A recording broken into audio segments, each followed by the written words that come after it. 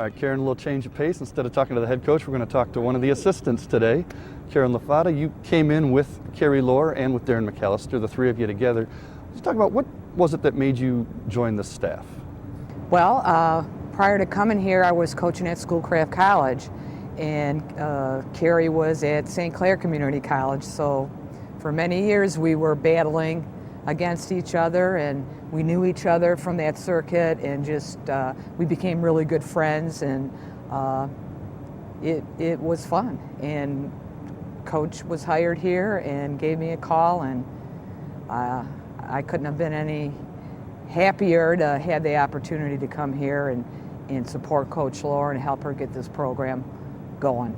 You've got quite a background in the metro area in high school and college.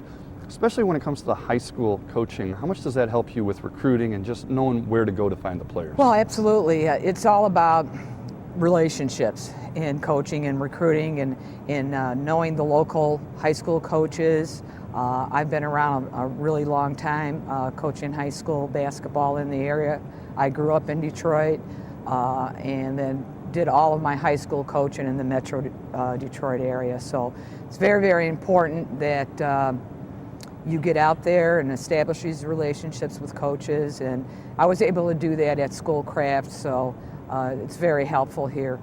Now, as an assistant coach, you and Darren really have to do a lot of the grunt work, I would think, when it comes to recruiting. Just talk about what your responsibilities are when it comes to that, and the process, I guess, too. Yeah, we all contribute because we all bring a different flavor to recruiting. Coach Lohr did a lot of her recruiting up in the Thumb area there in St. Clair, although, you know, she was able to hit some of the pockets down here in Detroit. I know all the Catholic League, Detroit Public League school coaches. Darren was from the Flint area. He had that side of the state covered. So we all bring a little bit different, recruiting base to the process, and it's worked, yeah. Now, is the fact that you and Carrie Lohr both have a junior college background, and there is an adjustment to coming to a four-year college, are you able to kind of help each other with that transition?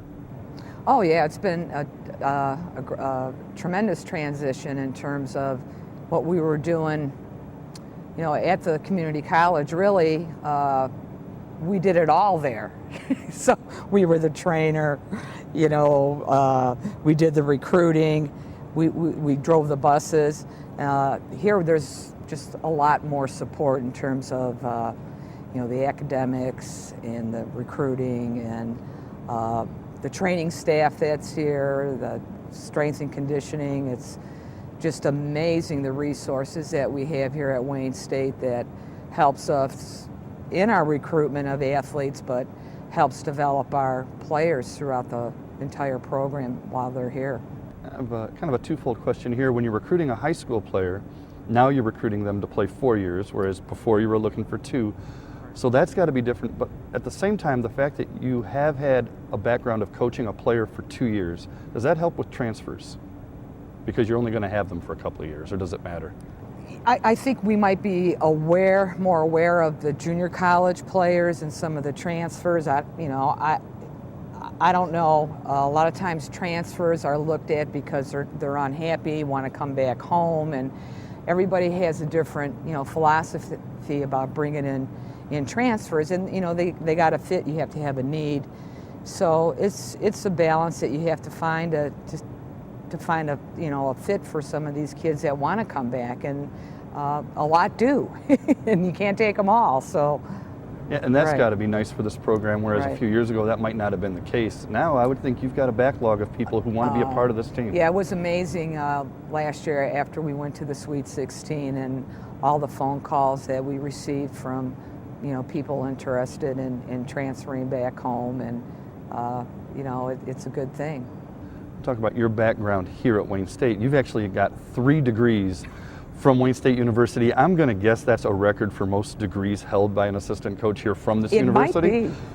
Might be. When you went here, women's sports didn't exist. So you have to love seeing the Club 39 and everything else about that, and seeing what the opportunities are for these young ladies that maybe you didn't have. Yeah, it's really incredible, because I was here during the Tartar days in the early 70s, and the program wasn't here when I went to high school. So I just really went in a different direction, because as an athlete, that was it. After high school, you didn't have those opportunities. So, being here today, just realizing how far we've come, how far women's athletic sports have come, and then what Wayne State, what Rob Fournier is doing to promote women's athletics here. I couldn't be more proud to be a Warrior, to be a Detroiter, and to help Coach Lohr put Wayne State on the map, which, locally, we've been waiting for this for a long time, the people in this area.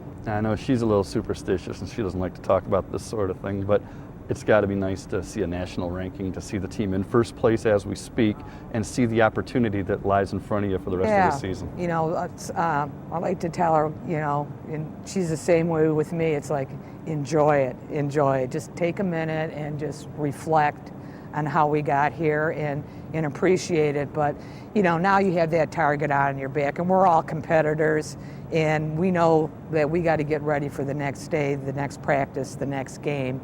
And that's what we're focused on, but we're proud of it. Now this team, you guys do realize, like you say, you're proud of it. This team has a chance to really do something special, doesn't it? They do. They have a chance to do something really special, but on the other hand, we're still working on some things to get better. And when you have some weaknesses, sometimes those don't show up until you are in the postseason, and there's some things that we need to work out every day to get better. And we are very special because we have a lot of different weapons, and it's developing. The other day something was taken away and somebody else stepped up and made the difference. So do you think when you first got that national ranking, the very first game you lost, then you came back and you won, and you've been winning since? It's never good to lose, but do you think maybe that was a wake-up call that helped this team? Yeah, I think it might have been. And the way we responded, the way we played that next game, we didn't know we had that, what we were going to have the next game, but they really came out and really played hard and took care of business. So that was good to see. It was a test of their character, I think, and their resolve, and they came back and played very well. And then, last week, winning 2 games here on the road, at home, against 2 very good teams was very, very positive. But we have a long way to go. We've got 2 road trips in the Upper Peninsula. We got to go to Grand Valley. But one game at a time. One game at a time, but considering what happened last year, off the radar, making the Sweet 16, what is the realistic goal for the squad? We want to do it again. We did it last year, and we want to repeat and take that next step. But a lot of things have to go right for you. You got to stay healthy. You got to stay together. This is a completely different team. How we went from there to Sweet 16 is a lot different road than we're traveling now. But in a way similar, because we have so many new players that we're working in and getting to know. And, Coach is doing a tremendous job of putting it all together, getting the kids to play. When you have 9 new players, 4 freshmen, 5 transfers coming in from completely different systems, it's been a process. But a fun one because, we are 14-2, I think. Coach, thanks a lot. Yep, you're welcome.